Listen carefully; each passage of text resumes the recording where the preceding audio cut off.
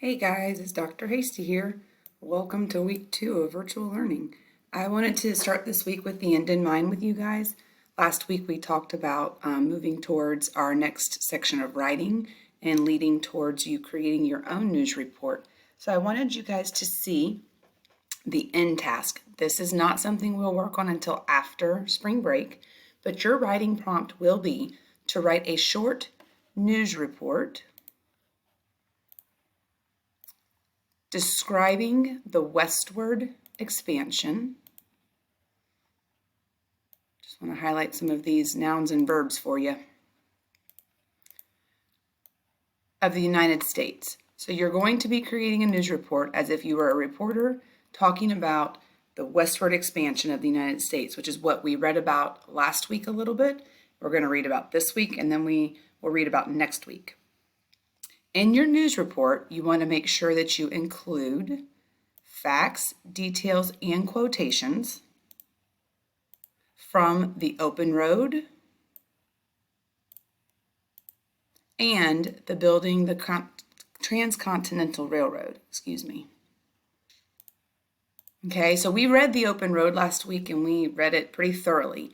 This week we're going to read Building the Transcontinental Railroad in depth, and as we read it together with Ms. Corbin or myself, we will be gathering some of these facts and details and quotes for you. So really, along the way throughout the week, we are going to gather for you the information that you're going to need in order to create this news report. But I do want to remind you that a news report is a nonfiction piece.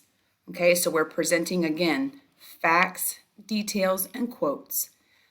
Below, we're going to go over a little bit of what's expected as you're writing, so things for you to think about.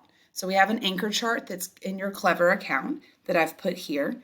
In order to have a news report, a strong news report, writers are going to include facts and details, okay?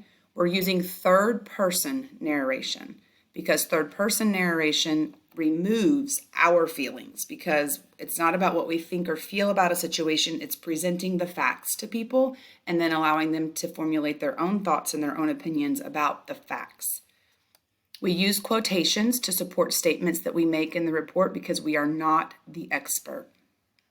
In your report, you're going to have a strong beginning. Let's start with the beginning. A strong beginning, a strong middle, and a strong end. So you're going to want to introduce the situation you're reporting. You want to give details that develop that topic so the reader knows what they're reading about. Then you're going to also want to wrap it up at the end with a nice concluding section. You're going to use information from sources. Now for this report, you've already been given those sources. That's the open road and then Building the Transcontinental Railroad. So those are the two sources that we're going to use. You're going to want to bring in facts and details and then support them with quotes from that source. In a news report or a nonfiction writing piece, using the 5 W's is a great way to organize our facts. So we want to know who was in this event, what was happening, where did it take place, or where were they going? When did it happen, and why was it happening? So that we have a thorough understanding of the event. And we have a graphic organizer we will fill out together. And then the answers to those questions will help you to develop that strong beginning, middle, and end. We always want to follow the conventions of language, and that's just your capital letters for beginning of your sentences or your proper nouns, your punctuation. Quotation marks are a big one for this one because we are going to be quoting people or quoting sources. And then finally, you're going to be given a checklist, so, a form of a rubric, so you can make sure at the end, when you have finished your piece, you have checked the boxes and you know that you've written a strong news report. So you're going to be able to go back over your piece and make sure that you've gathered facts and details from sources. You used third person. You did not include your own thoughts and feelings because remember, that's first person and we don't put first person in news reports. That you use those W's to help organize your report. You gave background information on the event. You included details that informed the reader about the event. You concluded it. You wrapped it up real nice, like we kind of talk in class about wrapping up that present with the big pretty bow. And then you used your own words to retell the important facts and details. You didn't plagiarize. Remember, we don't want to steal other people's thoughts and opinions and words. We want to tell them back in our own words so that we're not plagiarizing. And then you use those quotes from your source to support what you've said.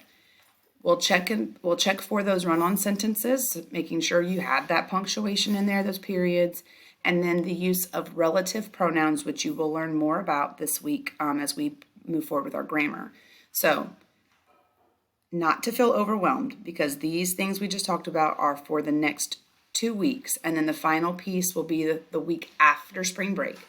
Okay, but I want you to have this. So as you're moving forward this week and next week with us, and you're going through the reading and you're gathering facts and details and you're annotating, you know exactly what it is you're looking for. See you guys later.